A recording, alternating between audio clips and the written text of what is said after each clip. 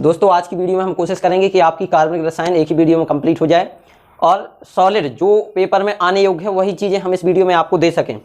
और इसमें पहला लेसन हम लेके आ रहे हैं हेलो एल्केन तथा हेलो एरिन। और इसमें दोस्तों एक टॉपिक है ध्रुवण घूर्णक या ध्रुवण घूर्णकता। ये टॉपिक जो है सिलेबस से हटा हुआ नहीं है, इससे भी क्वेश्चन आ सकता है। किस तरह का आएगा वो आगे वीडियो में देखिए। तो पहला है हेलो एल्कीन और हेलो एरिन्स के निर्माण, जिसमें हम देखते हैं हेलो एल्कीन का निर्माण किस तरह से होता है। तो देखिए पहला जो है एल्केनों का मुक्त मूलक हैलोजनीकरण, एल्केनों का मुक्त मूलक हैलोजनीकरण। तो दोस्तों एल्केनों का मुक्त मूलक हैलोजनीकरण क्या होता है? तो इसमें कोई भी हम एक एल्केन ले लेते हैं और एल्केन की हैलोजन से रिएक्शन करते हैं सनलाइट की प्रेजेंटेशन में, सूर्य के प्रकाश की उपस्थिति में जब एल्केन की हैलोजन से क्रिया की जाती है तो वो कहलाते हैं एल्केनों का मुक्त मूलक हैलोजनीकरण। और इसमें ये जो रिएक्शन होती है इसको टेम्परेचर लिया जाता है 520 केल्विन से लेकर के 670 केल्विन तक। और इस ताप पर इसमें से एक हाइड्रोजन क्लोरीन के साथ विस्थापित हो जाता है और बनता है एल्किल हैलाइड प्लस ये बनेगा HCl। पुनः अगर इसकी Cl2 के साथ रिएक्शन करवाई जाए सनलाइट में तो ये बनाएगा CH2Cl2। और इस तरह से अभिक्रिया आगे बढ़ती जाती है। आगे और अगर ले लेंगे हम तो CHCl3 बनेगा जो कि क्लोरोफॉर्म है। फिर इसके बाद और ले लेंगे तो CH, यहाँ H और चला जाएगा, CCl4 हो जाएगा जिसको कहते हैं कार्बन टेट्रा क्लोराइड। ठीक है, अब चलते हैं अगली रिएक्शन पे। कुछ योगात्मक अभिक्रियाएं हैं, जैसे देखिए जैसे इलेक्ट्रॉन स्नेही अभिक्रिया, ये बहुत ही महत्वपूर्ण है। इलेक्ट्रॉन स्नेही अभिक्रिया, पहली अभिक्रिया आपने एल्केनों का रिएक्शन पढ़ा हैलोजन से, अब एल्कीन का रिएक्शन। एल्कीन का जो रिएक्शन होता है ये आपको ध्यान रखना है, मार्कोनिकॉफ का नियम इसी में था और खेरास प्रभाव इसी में था। तो देखिए इलेक्ट्रॉन स्नेही अभिक्रिया, जब जैसे हम कोई एल्कीन ले लेते हैं, जैसे ये है इथिलीन, और इथिलीन की अभिक्रिया कैसे करवाएंगे? HBr से या HCl से, हैलाइड अम्लों से। तो यहाँ पर होता क्या है? मार्कोनिकॉफ का नियम ध्यान रखना, मार्कोनिकॉफ का नियम पूछा जाता है, मार्कोनिकॉफ। तो मार्कोनिकॉफ का नियम क्या कहता है? जब एल्किल हैलाइड की रिएक्शन हैलोजन अम्ल एल्कीन की अभिक्रिया हैलोजन अम्ल के साथ होती है तो एक कार्बन पर हाइड्रोजन एटम चला जाता है और दूसरे कार्बन पर ब्रोमीन या जो भी हैलोजन है वो आ जाएगा। तो यहाँ बनेगा CH3CH2Br।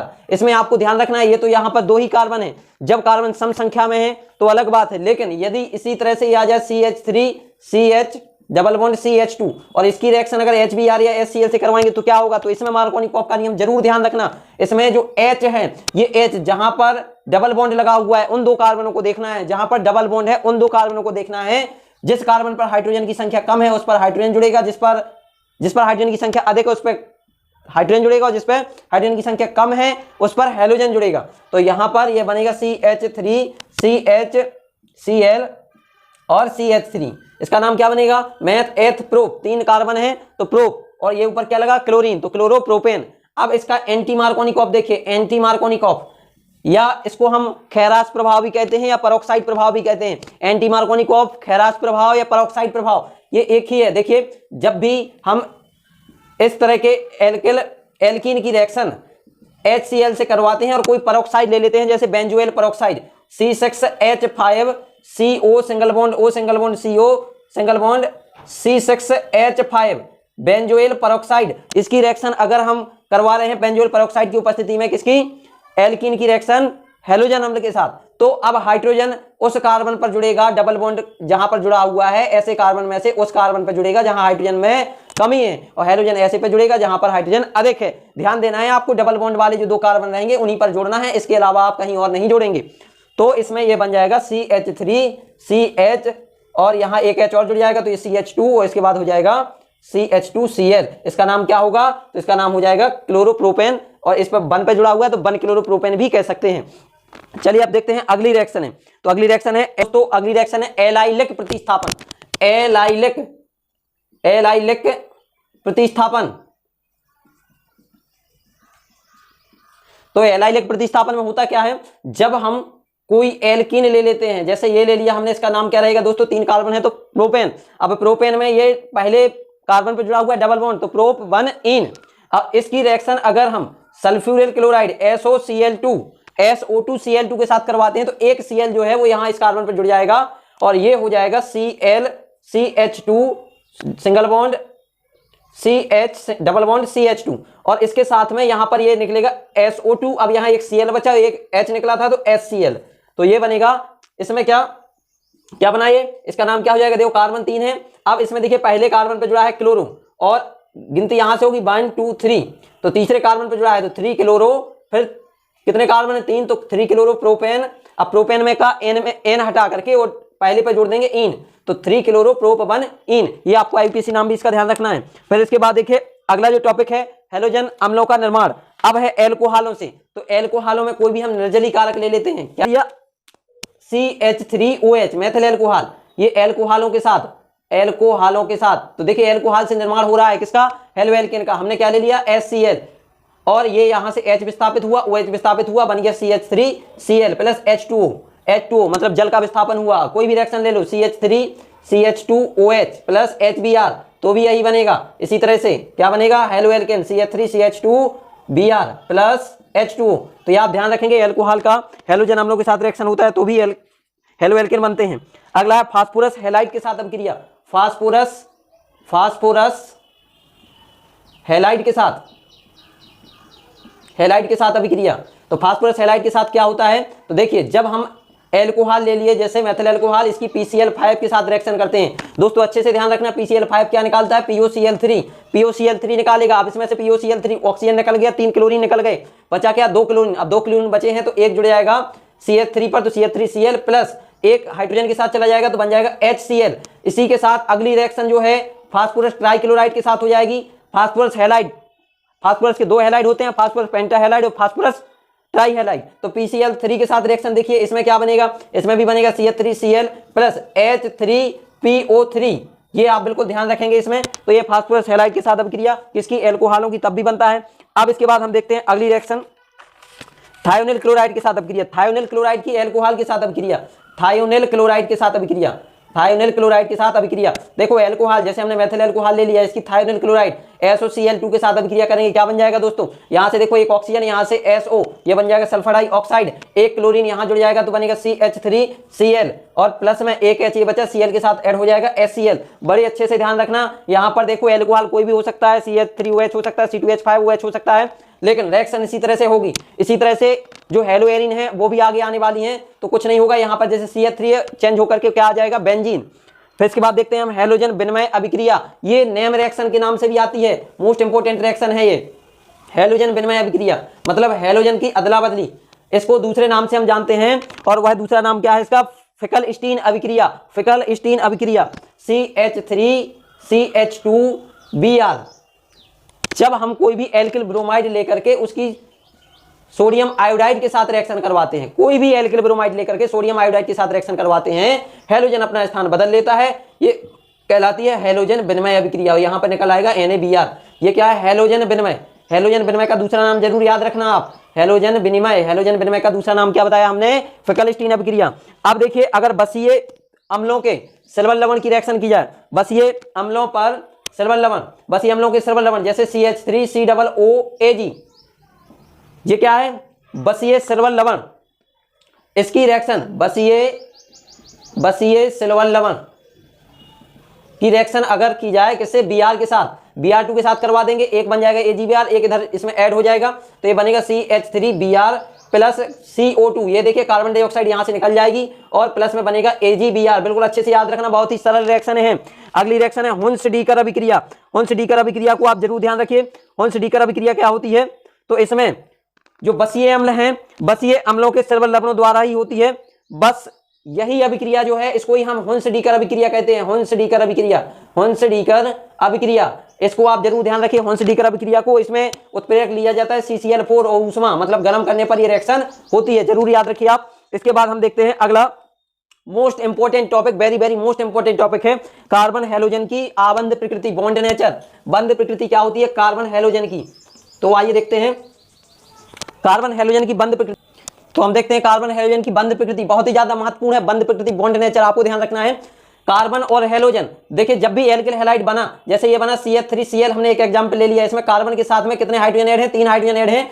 इन 3 हाइड्रोजन का क्या हुआ, एक इलेक्ट्रॉन का साझा हुआ, एक इलेक्ट्रॉन का कार्बन से, एक जुड़ा क्या, क्लोरीन के पास कितने इलेक्ट्रॉन है, 7 इलेक्ट्रॉन है। अब इनमें से क्लोरीन का भी क्या हुआ, एक इलेक्ट्रॉन का साझा हुआ। चूंकि क्लोरीन बहुत अधिक ऋणात्मक तत्व है, कैसा है, ऋणात्मक तत्व है, तो ये क्या करता है, ये जो साझा किया गया इलेक्ट्रॉन युग्म है इसको अपनी तरफ खींच लेता है, और अपनी तरफ खींचता है तो किस तरह की प्रकृति बनती है, H H H। यहां तो वैसी की वैसी स्थिति है, और यहां पर जब क्लोरीन ने ये यहां का इलेक्ट्रॉन खींच लिया तो क्लोरीन के पास आ गया एक और इलेक्ट्रॉन। देखो 2 इलेक्ट्रॉन हो गए, ये 2 पहले से हैं, ये 2 पहले से हैं, ये 2 पहले से हैं, तो ये तो सभी इलेक्ट्रॉन है ही, ये 2 इसने खींच लिए, मतलब ये युग्म जो था यहां साझा किया इलेक्ट्रॉन ये भी खींच लिया।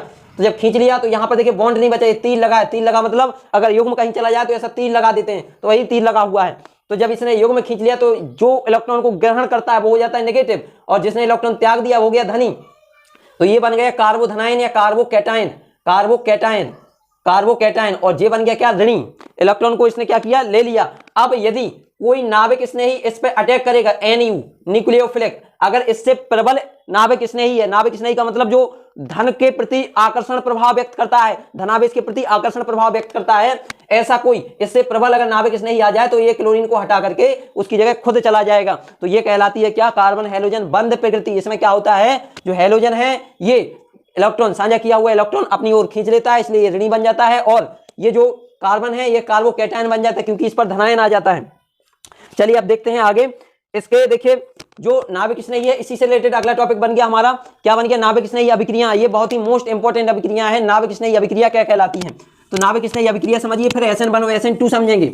नाभिक स्नेही अभिक्रिया, नाभिक स्नेही अभिक्रिया बहुत ही महत्वपूर्ण चीजें बता रहे हैं, केवल वही जो आनी है परीक्षा में। नाभिक स्नेही अभिक्रिया, नाभिक स्नेही अभिक्रिया क्या कहलाती है, जब किसी एल्किल हैलाइड में, एल्किल हैलाइड में जो हैलोजन है वो क्या है, नाभिक स्नेही। जब इस एल्किल हैलाइड पर किसी नाभिक स्नेही की, जो नाभिक स्नेही है ये NU, इसकी जब अभिक्रिया करवाते हैं तो ये इसमें से हैलोजन को प्रतिस्थापित कर देता है, अलग कर देता है, और NU उसकी जगह पे आ जाता है, तो ये कहलाती है नाभिक स्नेही अभिक्रियाएं। मतलब जो हैलोजन है, हैलोजन को हटा करके कोई अन्य जो उससे प्रबल ऋणावेशित है वो उस हैलोजन के स्थान पर आ जाए तो उसको कहते हैं नाभिक स्नेही अभिक्रिया।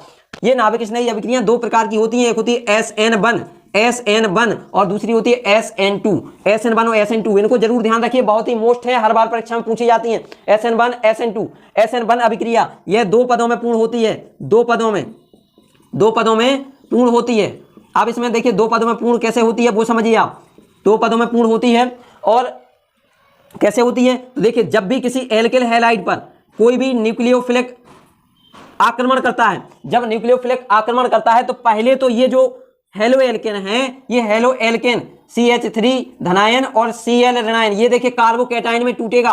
पहले ये कार्बोकैटायन में टूटा CH3 धनायन, फिर इस पर न्यूक्लियोफिलिक ऐड हुआ तो ये बन जाता है CH3NU। तो आपको ध्यान रखना है कि पहले पद में क्या बनेगा, कार्बोकैटायन या कार्बोधनायन बनता है, दूसरे पद में कार्बोधनायन न्यूक्लियोफिलिक के साथ अभिक्रिया करके पुनः एक उत्पाद बना लेता है। तो 2 पदों में अभिक्रिया पूर्ण हुई, जबकि यह 1 पद में पूर्ण होती है, 1 पद में पूर्ण होती है, 1 पद में पूर्ण होगी। इसमें क्या होगा, जो भी एल्किल हैलाइड होगा CH3Cl, इस पर कोई भी न्यूक्लियोफिलिक अभिक्रिया करेगा तो ये पीछे से अटैक करता है, तो होता क्या है, ये NU ने जब अटैक किया CH3 पर तो ये देखिए जैसे जैसे ये जुड़ेगा, ये प्रबल बॉन्ड होगा, वैसे वैसे Cl वीक होता जाएगा और धीरे धीरे ये आखिर में टूट जाएगा, और टूट जाएगा तो बनेगा NU CH3NU और प्लस Cl अलग हो जाएगा। तो इस तरह से ये एक ही पद में हो जाती है, केवल 1 पद में होती है, जबकि ये 2 पद में हो रही है। अब आपको ध्यान रखना है कि SN1 अभिक्रिया का जो क्रम है वो क्या, वो ही बहुत महत्वपूर्ण है।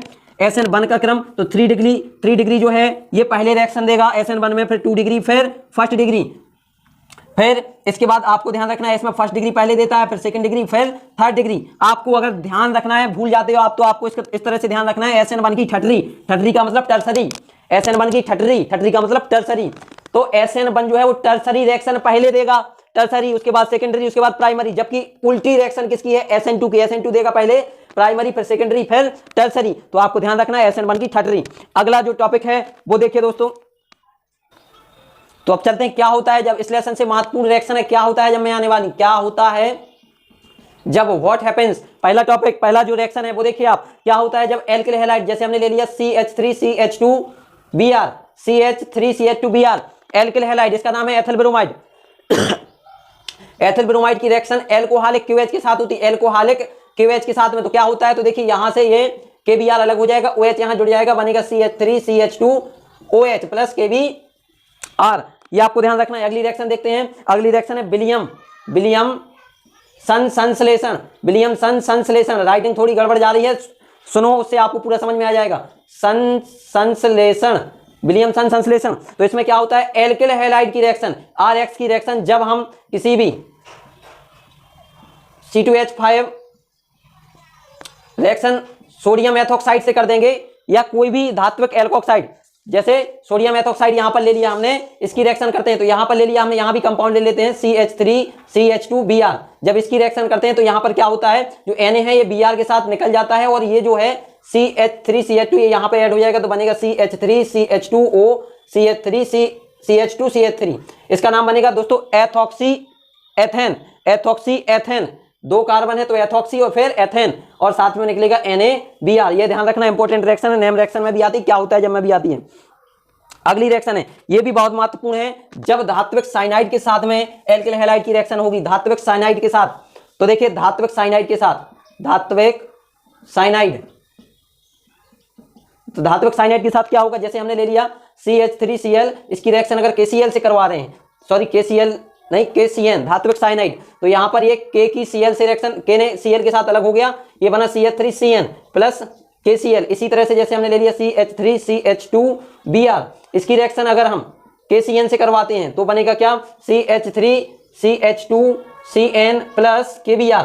अब इसी में आपको ध्यान रखना है, अगर यहां पर हम सिल्वर साइनाइड ले लेते हैं CH3Br प्लस AgCN, तो यहां पे तो बना था देखो साइनाइड, यहां पे क्या बन जाएगा, आइसोसाइनाइड। अगर Ag आ रहा है Ag तो यहां पर उल्टा हो जाएगा CH3NC, आइसोसाइनाइड बनेगा, मेथिल आइसोसाइनाइड। यहां था एथिल साइनाइड, यहां मेथिल साइनाइड, ये बनेगा मेथिल आइसोसाइनाइड। यहां Ag के साथ रिएक्शन पलट जाएगी, ये साइनाइड की जगह आइसोसाइनाइड बन जाता है प्लस AgBr। अगली रिएक्शन देखिए, हाफमैन अमोनीकरण। हाफमैन में नहीं, हाफ है ये तो, हाफमैन अमोनीकरण। तो इसमें देखिए क्या होता है, जब हम एल्किल हैलाइड जैसे CH3CH2Br एथिल ब्रोमाइड की रिएक्शन किसके साथ करवा दें, अमोनिया के साथ, NH3, एक हाइड्रोजन Br के साथ निकल जाएगा, बनेगा CH3CH2NH2 और प्लस HBr। ध्यान रखिए अच्छे से, हाफमैन अमोनीकरण, जब एथिल ब्रोमाइड की रिएक्शन आप अमोनिया के साथ करवाएंगे तो क्या बनेगा, एथिलेमीन और साथ में यहाँ पे निकलेगा HBr। फिर अगली रिएक्शन देखते हैं, थायो एल्कोहल या मरकैप्टेंस। कैसे प्राप्त करोगे आप थायो एल्कोहल या मरकैप्टेंस, तो इसमें देखिए थायो एल्कोहल बनाने की विधि, थायो एल्कोहल कैसे प्राप्त, एल्कोहल, तो जब हम एल्किल ब्रोमाइड, ये ले लिया हमने मेथिल ब्रोमाइड, एल्किल हैलाइड की रिएक्शन हम किसके साथ करवा दें, KSH, पोटेशियम हाइड्रोजन सल्फाइड, इसके साथ रिएक्शन करवाएंगे, KBr अलग हो जाएगा, SH यहाँ पे ऐड हो जाएगा, बनेगा CH3SH, जिसको कहते हैं थायो एल्कोहल, प्लस में ये बन जाएगा KBr। तो ये रिएक्शन भी आप बिल्कुल अच्छे से ध्यान रखिए। फिर देखते हैं बीटा निराकरण अभिक्रिया, इसी को हम बेहाइड्रोहैलोजनीकरण भी कहते हैं, बीटा निराकरण अभिक्रिया या बेहाइड्रोहैलोजनीकरण अभिक्रिया। तो देखिए बीटा निराकरण अभिक्रिया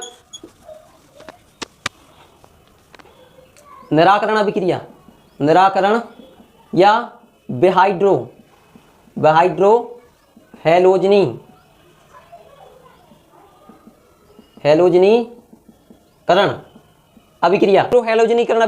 बेहाइड्रोहैलोजनीकरण अभिक्रिया में ऐसा आपको हेलो एल्केन लेना है जिसमें बीटा जो हाइड्रोकार्बन होना चाहिए, बीटा हाइड्रोकार्बन, यहां पर ले लो Cl, हमने ले लिया ये क्या, एल्किल हैलाइड, इसकी रिएक्शन हम करते हैं एल्कोहलिक KOH के साथ में, तो यहां से देखिए HCl निकल जाएगा। एल्फा किसको मान रहा है, जिस पे क्रियात्मक समूह Cl लगा है या Br लगाओ, और ये हो जाएगा बीटा, तो बीटा हाइड्रोजन जो है यहां से विस्थापित हो जाएगा, इसलिए इसको कहते हैं बीटा निराकरण अभिक्रिया, बीटा निराकरण, क्योंकि बीटा कार्बन का हाइड्रोजन विस्थापित हो गया तो बीटा निराकरण अभिक्रिया। अब इसमें देखो K जाएगा Cl के साथ में तो बन जाएगा KCl, OH जाएगा इस H के साथ में तो बन जाएगा H2O, KCl प्लस H2O। अब यहाँ पर क्या बचा, कुछ नहीं बचा, डबल बॉन्ड आ जाएगा बीच में, CH डबल बॉन्ड CH2, तो ये बनेगा, यह बीटा निराकरण अभिक्रिया। अब इसी में देखिए, यदि इसकी जो अभिक्रिया है वो CH3 के साथ में करवा दी जाए तो सेट-जेप का नियम कहलाने लगता है। ये आप ध्यान रखना, सेट-जेप का नियम क्या है, तो देखिए जब अभी यहां पे देखो ये बीटा हाइड्रोकार्बन था, अगर हमने ये कंपाउंड ले लिया, ये CH3 CH2 और फिर CH3 और यहां पर जुड़ा हुआ है हेलोजन, यहां पर हेलोजन जुड़ा हुआ है, देखो यहां पर पहले नंबर पर केवल कार्बन था जिस पे हेलोजन जुड़ा था, यहां पर दूसरे कार्बन पे आ रहा है, तो दूसरे कार्बन पे आ रहा है। ऐसी सिचुएशन में जब कार्बन यहां पे आ जाएगा तब आपको क्या करना है, इसमें से यहां पर एल्कोहलिक KOH ले लो, एल्कोहलिक KOH। तो जब ये कार्बन जो है ये पहले नंबर का ना होकर के, देखो यहाँ पहले नंबर पे था, अब पहले नंबर पे ना हो, अगर दूसरे नंबर पे हो जाए तो फिर ये सेट-जेप का नियम बन जाता है। वही निराकरण अभिक्रिया है लेकिन सेट-जेप का नियम कहलाने लगता है। रिएक्शन सेम होनी है। अब यहाँ पर क्या बन जाएगा, CH3CH, फिर यहाँ से देखो हाइड्रोजन जाएगा, यहाँ से हेलोजन जाएगा, तो ये यहाँ आ जाएगा डबल बॉन्ड, और फिर इसके बाद यहाँ C, और फिर इसके बाद CH3, और नीचे का बचा एक hydrogen plus KCl plus H2O। तो ये कहलाएगा सेट-जेप का नियम। अब हम चलते हैं धातुओं के साथ रिएक्शन करने के लिए, जो कि बहुत ही ज्यादा मोस्ट इंपॉर्टेंट है, धातुओं के साथ अभिक्रिया। तो धातुओं के साथ पहले लेते हैं सोडियम के साथ में, बहुत ही महत्वपूर्ण अभिक्रिया है सोडियम के साथ अभिक्रिया, ये इस साल आएगी, बुर्ज रिएक्शन, सोडियम के साथ अभिक्रिया। देखिए क्या करते हैं, जब हम एल्किल हैलाइड के 2 परमाणु लेकर के CH3Cl ले लिया हमने, और Na ले लिया, और फिर CH3Cl ले लिया, एल्किल हैलाइड के 2 परमाणु लेकर के, 2 मॉलिक्यूल्स लेकर के 2 Na के साथ अभिक्रित करते हैं शुष्क ईथर की उपस्थिति में। क्या करते हैं, शुष्क ईथर की उपस्थिति में। तो यहाँ का Cl, यहाँ का Cl और ये Na, ये तीनों विस्थापित हो जाएंगे, CH3 से CH3 जुड़ जाता है, तो बना एथेन प्लस 2NaCl, 2NaCl, इसको कहते हैं बुर्ज अभिक्रिया। ध्यान रखना, बुर्ज अभिक्रिया। इसके बाद चलते हैं अगली जो रिएक्शन है धातुओं के साथ, वो है जिंक के साथ अभिक्रिया। अगर जिंक के साथ यही अभिक्रिया करवा दें तो कहलाती है फ्रैंकलैंड अभिक्रिया। तो देखते हैं फ्रैंकलैंड अभिक्रिया। फ्रैंकलैंड अभिक्रिया क्या है, हमने एल्किल हैलाइड लिया, एल्किल हैलाइड, 2 एल्किल हैलाइड आपको लेना है, और इसकी रिएक्शन करवाएंगे इसके साथ, Zn के साथ CH3Br, और इसको भी शुष्क ईथर की उपस्थिति में अभिक्रित करेंगे, शुष्क ईथर। तो यहां पर देखो दोस्तों, ये Br और ये Zn, ये तीनों विस्थापित हो जाएंगे, तो ये बनेगा CH3 single bond CH3 plus ZnBr, zinc bromide, ये अलग हो जाएगा। तो ये देखो सेम रिएक्शन है बुर्ज और फ्रैंकलैंड अभिक्रिया, फ्रैंकलैंड में Zn के साथ, बुर्ज में Na के साथ। फिर इसके बाद देखिए अगली रिएक्शन जो है धातु के साथ, धातु कौन सी, मैग्नीशियम, मैग्नीशियम के साथ अभिक्रिया करेंगे तो क्या हो जाएगा, तो देखिए CH3Br की अभिक्रिया अगर मैग्नीशियम के साथ, जब भी एल्किल हैलाइड जैसे RX एल्किल हैलाइड, इसकी अभिक्रिया Mg के साथ करते हैं, तो हमने बताया था ग्रिग्नार्ड अभिकर्मक, जिसे कहते हैं Ramji express, RMgX, Ramji express चल जाएगी, यहाँ Mg जुड़ जाएगा, CH3MgBr। तो ये हो गई धातुओं के साथ अभिक्रिया। अब हम चलते हैं अगला जो टॉपिक है उस पर, और ये बहुत ही महत्वपूर्ण टॉपिक है ध्रुवण घूर्णक। तो ध्रुवण घूर्णक क्या है, आइए जानते हैं। तो ध्रुवण घूर्णक क्या होता है, ध्रुवण घूर्णक, इससे पहले जानिए समतल ध्रुवित प्रकाश क्या होता है, समतल ध्रुवित प्रकाश, और एक होता है अध्रुवित प्रकाश। तो देखिए जब किसी प्रकाश स्रोत से प्रकाश निकलता है तो उसमें माध्यम के जो कण होते हैं वो सभी दिशाओं में कंपन करते हैं। जब एक जगह से प्रकाश निकला किसी प्रकाश स्रोत से, तो उसके जो कण हैं ऐसे ऐसे ऐसे ऐसे सभी डायरेक्शन में वाइब्रेट करेंगे, और सभी दिशा में वाइब्रेट करते हुए आगे बढ़ते हैं, तरंग संचरण के लंबवत कंपन करते हुए आगे बढ़ते हैं। तो उसको कहते हैं क्या, अध्रुवित प्रकाश। और जब यह किसी ध्रुवक पदार्थ से होकर के गुजरता है, ध्रुवक मतलब जो उसको तोड़ दे, उसमें से कुछ निकलने दे, कुछ नहीं निकलने दे, जैसे प्रकाश जो है वो इस तरह का है, ये देखिए दोस्तों ऐसे, अभी ये प्रकाश है और ये इस तरह का वाइब्रेट करते हुए आगे बढ़ रहा है, ये ऐसे ऐसे ऐसे ऐसे आगे बढ़ता जा रहा है। अब इसमें से अगर सामने कुछ जाली है, उसमें से ये देखिए ऐसे निकले, तो केवल ये वाले पार्टिकल बाहर निकल पाएंगे, ये और ये जो आगे मुड़े हुए हैं ये नहीं निकल पाएंगे। कौन से निकलेंगे, केवल ये इस तरह के वाइब्रेट करने वाले। तो ये कौन सा प्रकाश हो गया, अध्रुवित, और उसमें से बाहर निकल रहा केवल ये वाला प्रकाश, लाइट का ये वाला प्रकाश बाहर निकल रहा है, तो ये हो गया ध्रुवित। अध्रुवित में से कुछ प्रकाश टूट करके और निकलना, ये क्या हो गया, ध्रुवित प्रकाश। तो आप देखिए ध्रुवित और अध्रुवित में अंतर समझ में आ गया होगा। तो इसको आपको क्या करना है, आप कहेंगे वह प्रकाश जिसमें माध्यम के कण सभी दिशाओं में कंपन करते हैं वो अध्रुवित प्रकाश कहलाता है। अब यदि कोई अध्रुवित प्रकाश निकोल प्रिज्म से होकर के गुजरता है, तो वह उसके माध्यम के कण जो होते हैं वो केवल एक ही दिशा में कंपन करते हैं। जब कोई अध्रुवित प्रकाश निकोल प्रिज्म से होकर के गुजरता है तो माध्यम के कण एक ही दिशा में कंपन करते हैं। यहां पर सभी दिशाओं में कंपन कर रहे थे, तो एक दिशा में कंपन करते हैं, ऐसा प्रकाश कहलाता है समतल ध्रुवित प्रकाश। ये क्या है, निकोल प्रिज्म। अब देखिए समतल ध्रुवित प्रकाश जो है, हमने इसको ले लिया, समतल ध्रुवित प्रकाश जो एक ही दिशा में कण जो है कंपन कर रहे हैं प्रकाश के, ऐसा समतल ध्रुवित प्रकाश लेकर के सामने हमने रख दिया एक सॉल्यूशन का, रख दिया भैया विलयन, रख दिया विलयन। तो विलयन कौन सा रख दिया, कार्बनिक पदार्थ का विलयन रख दिया। अब उस समतल ध्रुवित प्रकाश को हम कार्बनिक पदार्थ में से होकर के गुजारते हैं, तो ये जो समतल ध्रुवित प्रकाश था ऐसा सीधा आ रहा था, वो सीधा ना आकर के ऐसा मुड़ा हुआ बाहर निकलता है। ऐसे आना था सीधा सीधा, लेकिन यहां से कुछ मुड़ा हुआ बाहर निकलता है।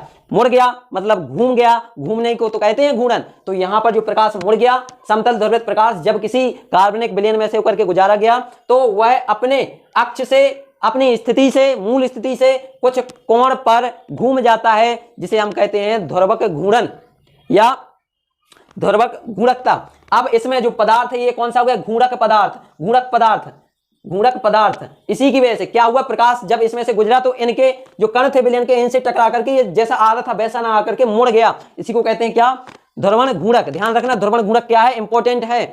अब हम चलते हैं ध्रुवण गुणक के बाद इसमें इसका मात्रक क्या होता है, गुणक ध्रुवण गुणकता का मात्रक क्या होता है। तो इसका मात्रक ध्यान रखना, 1 नंबर का क्वेश्चन है, पोलोमीटर। ध्रुवण गुणकता का मात्रक पोलोमीटर।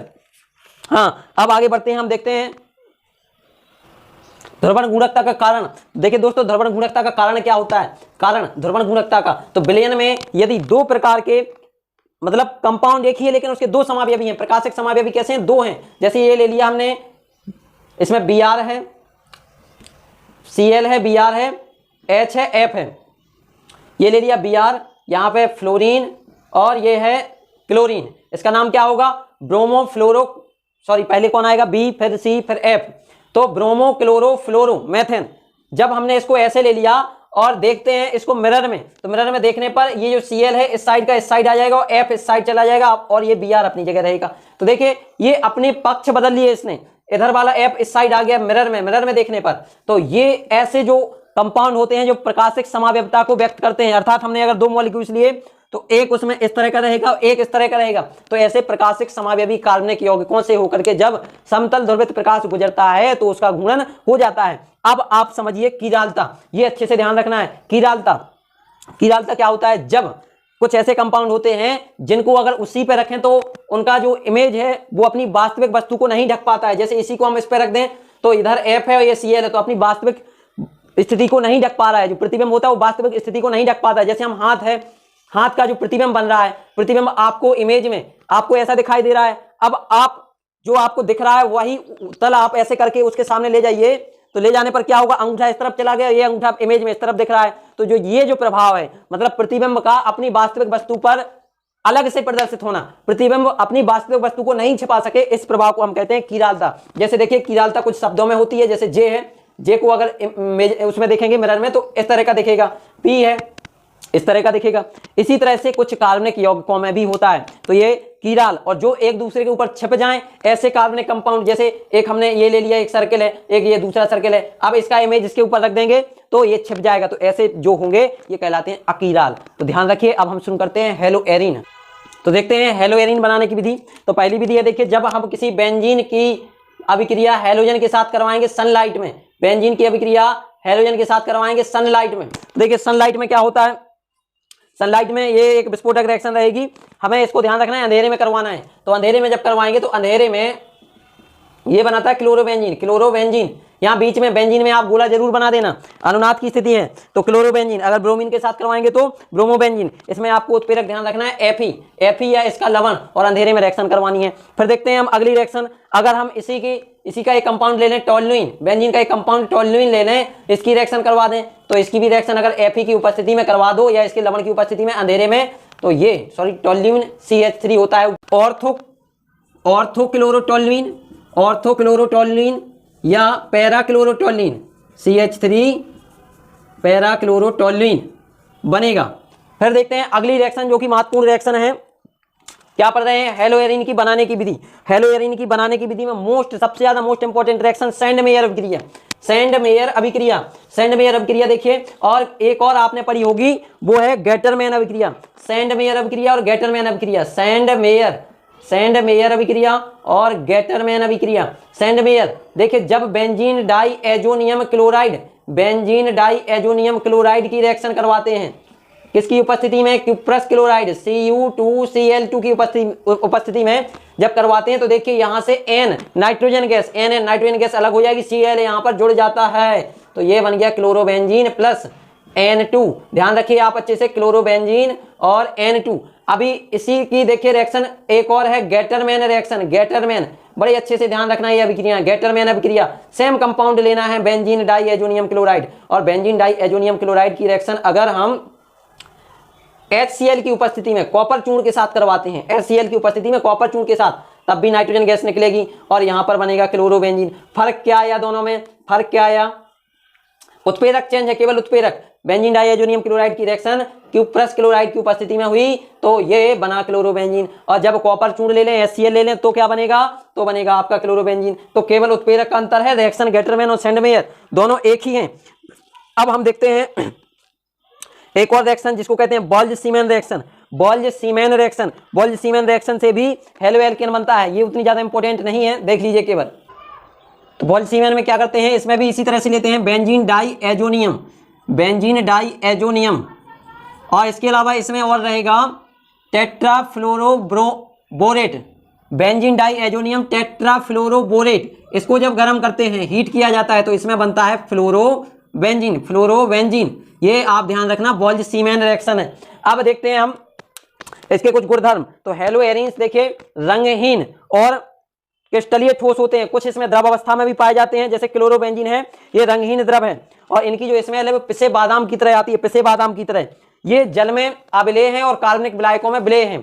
इसी तरह से कुछ एग्जाम्पल, वो बहुत ही गुणधर्म उनके भी थे हेलो एल्केन के। हेलो एल्केन में methyl bromide, methyl iodide, methyl chloride, ये सब गैसें हैं। इसके अलावा जो कार्बन, 2 कार्बन से लेकर के 18 कार्बन तक के जितने हैं उनमें अधिकांशतः द्रव हैं, खास करके 4 से लेकर के 18 तक ये तो बिल्कुल द्रव हैं ही, और इसके ऊपर वाले जो हैं वो ठोस हैं। तो ये आप इनके भौतिक गुणधर्म ध्यान रखना। इसके बाद इसके कुछ रासायनिक गुणधर्म, रासायनिक गुणधर्म में कुछ रिएक्शन हैं जो कि क्या हैं, तो इसमें पहली रिएक्शन आती है नाइट्रीकरण, फिर सल्फोनीकरण, फिर हैलोजनीकरण, और ये रिएक्शन हमने एक शॉर्ट वीडियो में दे दी हैं जिसको आगे मिल जाएंगी।